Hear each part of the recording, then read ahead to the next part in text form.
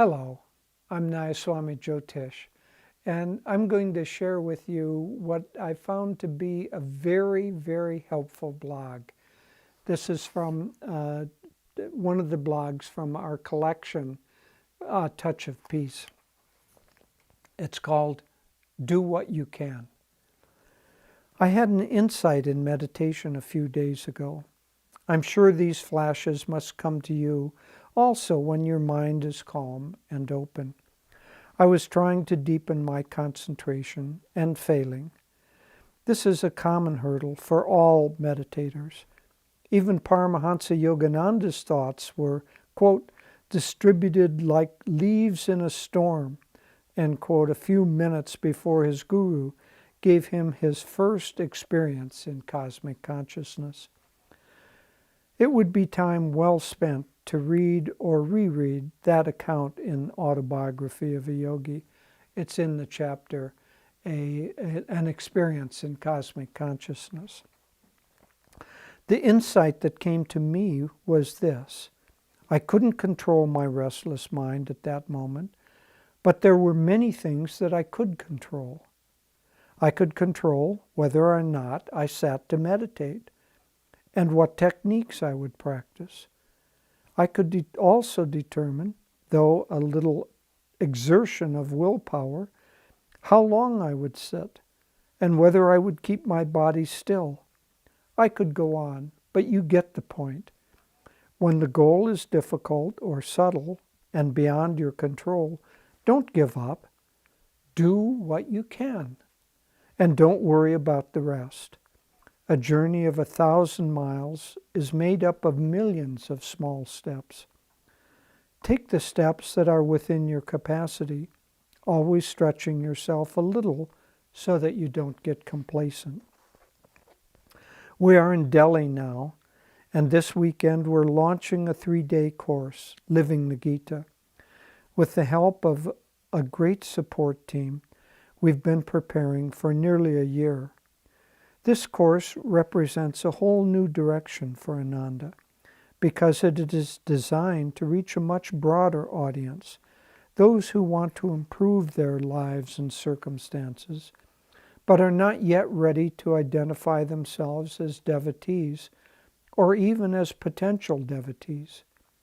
Yet they do realize that any lasting change will come from inner transformation and deeper understanding. During one of the days, we will present a segment called The Integrated Person. It is designed to help people see themselves as complex individuals with a body, mind and emotions, and a soul.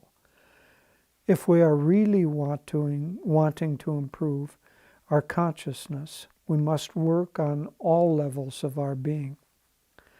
As you can see in the graphic, there are 4 levels: physical energy, mental, emotional, and spiritual. As a rule, changes are easier to make on a grosser level than on more subtle ones.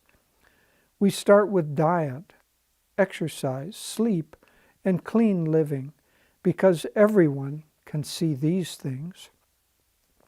Energy, mind, and emotions, and soul are subtler and generally require techniques that bridge us from the obvious to the more subtle. During the course, we have worked with techniques such as pranayama, energization, affirmation, introspection, and visualization. Why? Because we can. Keep working at your goals. There are divine pearls of love and joy hidden deep within each of us. Yes, we must keep diving, but don't expect to reach the depths on your first dive, or even on your 1,000th.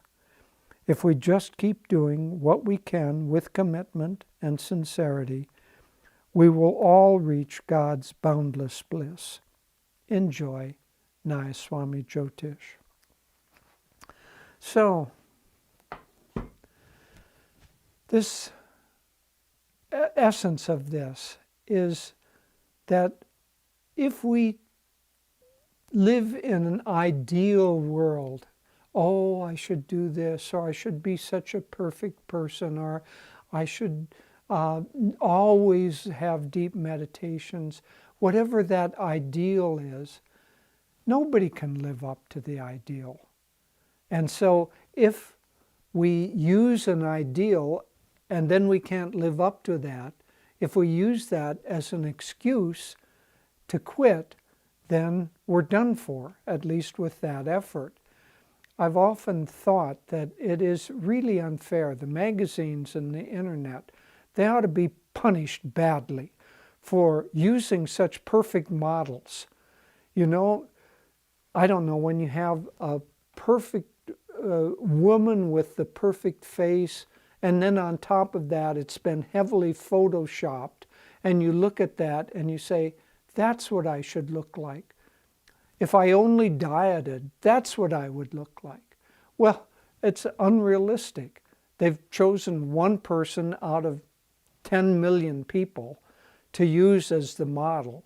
And if we use that as our ideal and we say, oh, that's what I should be like, and then we decide that, well, I can't make the grade and we quit, what good does it do us? Let's be realistic. Let's just do what we can.